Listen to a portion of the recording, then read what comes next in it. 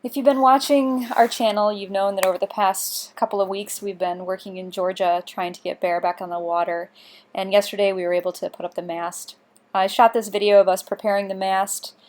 Here we're putting on the tangs, and Jeff is using some Tough Gel and some Loctite to keep everything in place. It took us way longer than we anticipated to do the rigging. We're going to be putting up a couple other videos.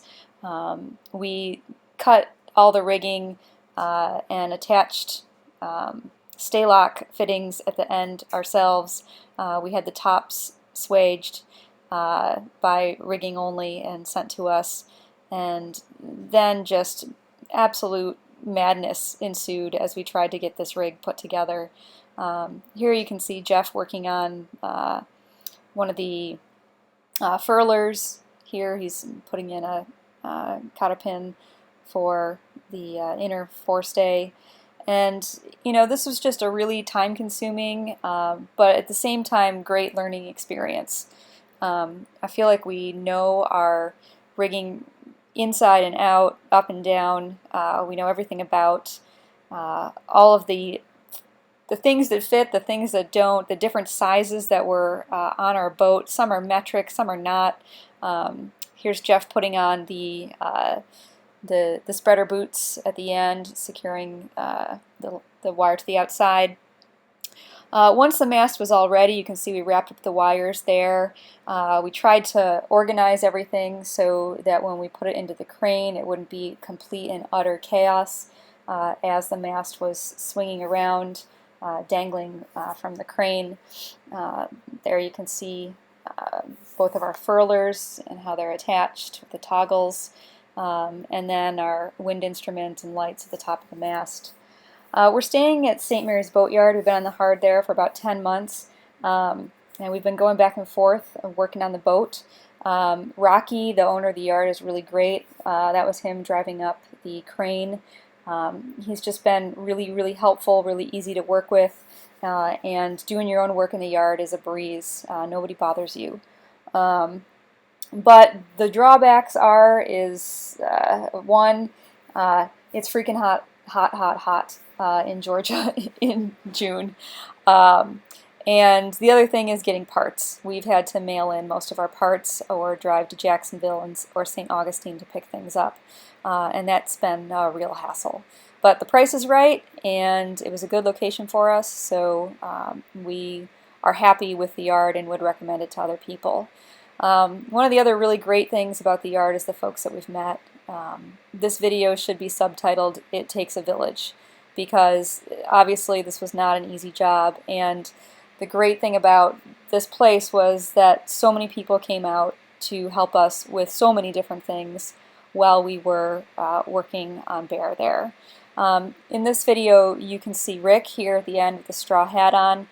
He's been working on his catamaran in the yard for quite a while.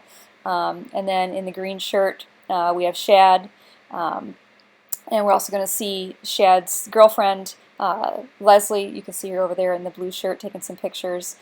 They both have just been a tremendous help to us, just helping us understand and giving us confidence in the work that we've been doing with the rigging. So here the mast is dangling over the boat, and we're just trying to get it in place.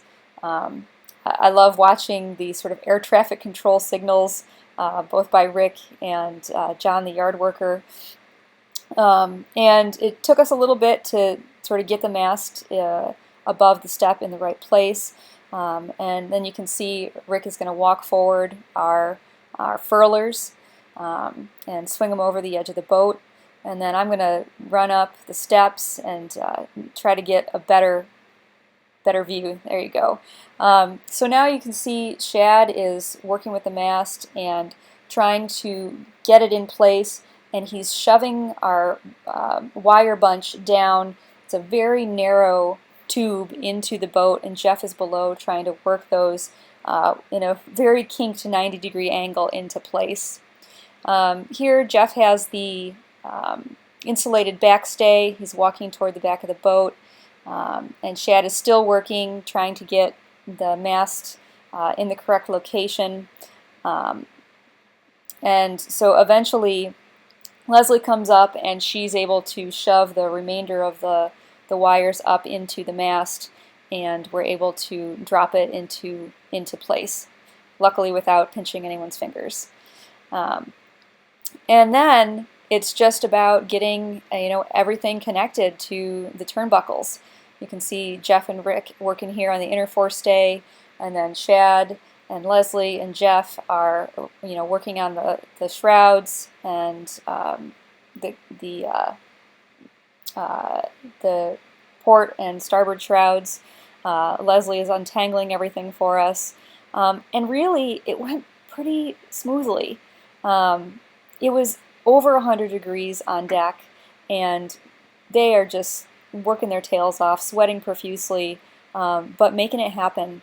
And we are just so thankful that we had their help to get the rig up. We couldn't have done it without them.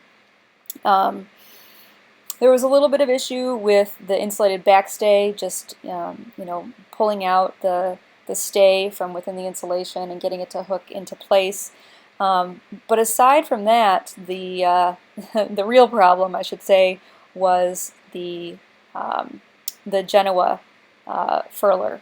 It just was giving us real hassle, and you can see Rick and Jeff are wrestling with it here. They probably spent a good 20 or 25 minutes getting it in place. This is a slightly better angle to see from below the boat, as the three of them are on the bowsprit, just struggling with it. And you can see from Jeff's bottom just how soaked they were with sweat. This was about 1:30, 2 o'clock in the afternoon. There's no clouds in the sky. When they were finished, Jeff had the good fortune of being able to go up in the cage on the crane and put up our wind instrument that we had taken off, and that was pretty easy. He didn't have to go up in a chair. He got to go aloft in the basket, which was really cool, and get a nice view of the St. Mary's River and the boatyard. And we are now ready. We are cleaning the boat and getting organized, doing a few last-minute things, and we are going to splash hopefully tomorrow or the day after. So please give us a thumbs up. It's been a lot of hard work, and if you're not following us, please subscribe. We'd love to have you join us as we travel north and head toward the Chesapeake. Take care.